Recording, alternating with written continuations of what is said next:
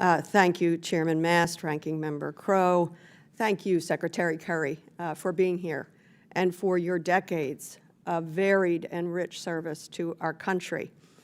As you point out, and as the world knows, the climate crisis is a global problem requiring global solutions, international cooperation. So you are extraordinarily well suited from your passion for this subject, for your passion for this country and our world, to be in the role you're in. We're lucky to have you. And I thank the administration for on day one, returning to the Paris Climate Accord, which the former president in June of 2017 walked away from. What a shame for our country that that happened. And I really speak to you today, not just as a legislator, but as a mom and a grandmom.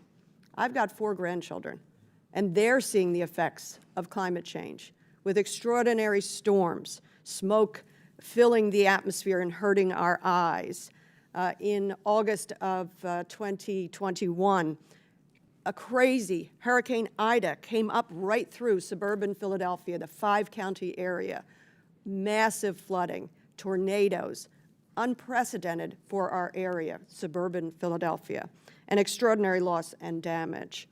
I want to just draw a contrast because I absolutely share your opening thoughts about the opportunity in this moment, the absolute challenge of it, the crisis in front of us on so many fronts, but today we're talking about climate, but the unbelievable opportunity. I have the honor of serving on the Regional Leadership Council. We're working directly with the administration for the Invest in America bills to bring these investments to every single one of our communities. You pointed out the investments, the historic transformational investments through IRA and infrastructure. Could you give us a little more detail? The Inflation Reduction Act dollars, those transformational dollars, as well as the bipartisan infrastructure bill, and what this massive investment, and I contrast this with the last administration, never got any of these things done, never dealt with climate, just pulls out of the accords. We got massive legislation passed to make a difference for my grandchildren and their children. Can you emphasize some of those investments we need to make? Well, the investments we need to make, happily, thank you, Congresswoman, I appreciate the question. The investments that need to be made are being made as a consequence of the Inflation Reduction Act. And there's a certain irony in it. The estimates are right now that about $338 billion of the targets of that act are being distributed in what are called red states, and there's about 180 billion that is going to what are called blue states.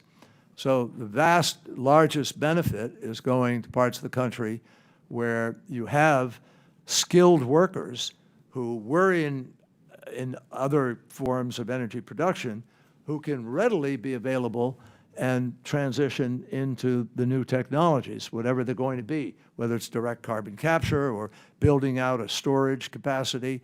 I mean, frankly, one of the beauties, I think, of that particular piece of legislation is there's no one winner. It doesn't pick a winner. What it's doing is creating incentives so that people can go out and make their own decision about where they think the best opportunities are going to be. So a lot is happening right now. We have about 2,000 gigawatts of renewable power that is just queued up, waiting for approval. And what we need to do is find a way to bust that out, get it through the queue and approved, because that's going to generate even that much more energy and clean energy for the country. So that's one example of what's happening with it. I want to pick up on that irony. It's not lost on any of us where these investments will go. They will go out with equity, not going out following the votes or the lack of votes that came for these massive transformational, generational changes. I want to just take you to some of the opening statements, and I wonder what your reaction was. I think at some point someone called you that you were carrying a far-left radical agenda. I have to admit to you, if anybody thinks it is radical to care about the protection of this planet for future generations, sign me up. It reminds me of Martin Luther King in the letter from Birmingham jail, when he was called a radical and an extremist. He said, wasn't Jesus a radical for love? So I embrace the term radical whenever I'm attacked that way, when I'm focused on something so worthy. What are your thoughts? Are you embracing some far left radical agenda? Well, thank you for the opportunity to hang myself. I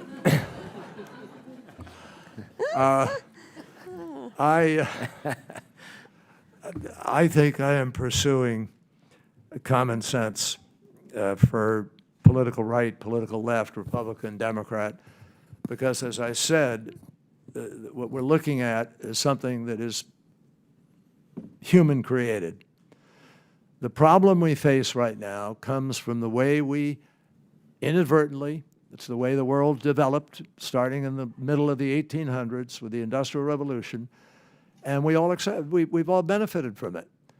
Americans particularly have had the richest lives on the planet because we have the best health care, we've had so many different pluses that have come with the development we were able to create. Now, we've learned, as of 1988, alarm bell, problem. What you have been doing and taking for granted is actually destroying a lot of things on the planet.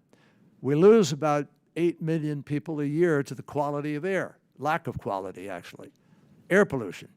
Greenhouse gases are pollution. And that pollution is having an impact on the lives of our fellow Americans, negative impact.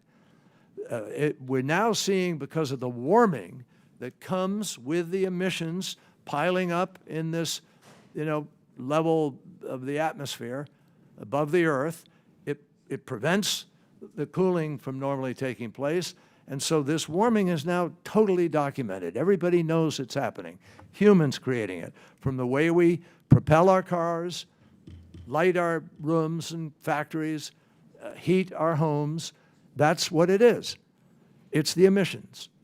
And if we can figure out, so you've sort of got a simple choice here.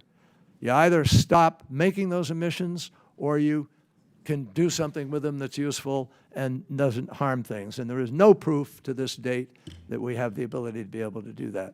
I thank you. Chair now recognizes Mr.